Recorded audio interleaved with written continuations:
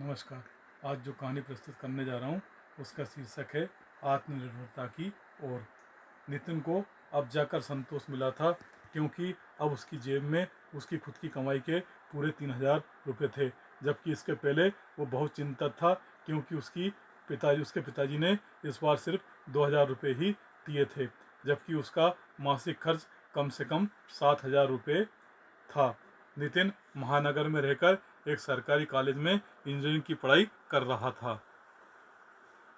2,000 कमरे का किराया, 3,000 रुपये टिफिन सेंटर के और 2,000 रुपये अन्य खर्चे के, जिसमें आवागमन खर्च भी शामिल था कि उसे ज़रूरत थी। इस बार जब वह अपने कस्बे के घर गया था तो उसके पिता रामलाल ने उसे सारी स्थिति से अवगत कराते हुए कहा था, इस महीने मेरी बीमारी में पैसे खर्च हुए, फिर तेरी मम्मी बीमार हो गई, उसमें खर्च हुआ, 7 दिन काम पर नहीं गया जा सका तो ठेकेदार ने रुपए काट लिए। बड़ी मुश्किल से ये 2,000 रुपये बचे हैं, सो ये तू ले जा। अब ये महीना तो जैसे तैसे निकाल ले, अगले महीने तुझे पूरे पैसे दे दूंगा। नितिन दुखी मन से शहर आ गया था। उसके सामने समस्या थी कि मकान किराया तो वो इन रुपयों से दे देगा, लेकिन यदि टिफिन सेंटर के रुपए जमा नहीं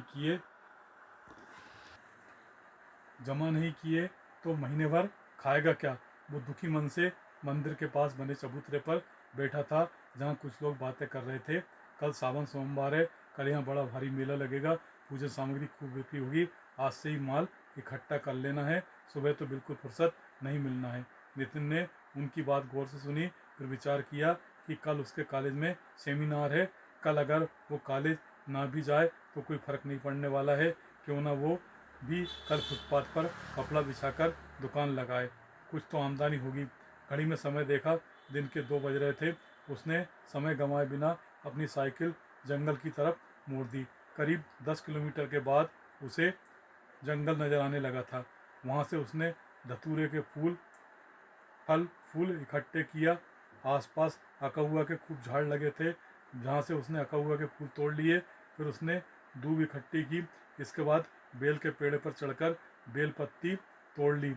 फिर पलाश के बहुत सारे पत्ते तोड़ लिए। एक एक बड़ा बोरा और 2 झोले में पूरा सामान आया, जिसे वह अपनी साइकिल पर लाद कर वापस वापस 10 किलोमीटर चल कर घर आ गया। वैसे तो वह थककर चूर हो गया था, फिर भी पूरे 4 घंटे कठोर मेहनत कर उसने टेसू के पत्ते पर धतूरा, उसके फूल, अकहुआ के फूल, दूब और बेलपत्री रखकर पुड़िया बनाई, फिर सो गया। सुबह वो 5 बजे उठकर साइकिल पर पुड़िया लेकर निकल गया। जहाँ शहर के रिहायशी भागों में फेरी लगाई। जिनके व्रत थे वे जाग गए थे। घर घर ही जब उन्हें पूजन सामग्री मिल जाए तो इससे अच्छी बात और क्या हो सकती है।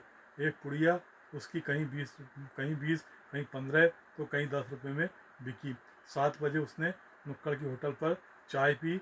इसके बाद शिव मंदिर के समीप जमीन पर कपड़ा बिछा दुकान लगा ली। यहाँ भी उसकी अच्छी खासी बिक्री हो गई थी, क्योंकि उसके पास माल भरपूर था और बाकी विक्रेता माल बेचकर फुर्सत हो गए थे। अब उसकी ही दुकान बची थी, जिसमें अब भी खूब माल था, जिसका लाभ उसे मिला। शाम होते होते उसका पूरा माल बिक गया था।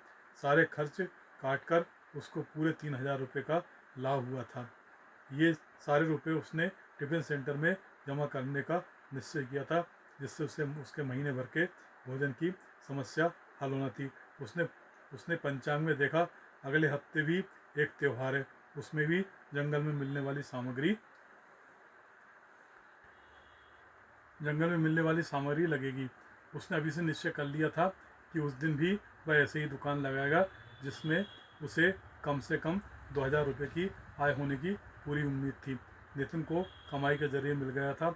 उसने आत्मनिर्भरता की ओर की राह में अपने कदम रख दिए थे। उसने तय कर लिया था कि वह उतना ही कमाएगा जिससे उसके महीने भर का खर्च निकल जाए। बाकी समय में वह अपनी पढ़ाई करेगा।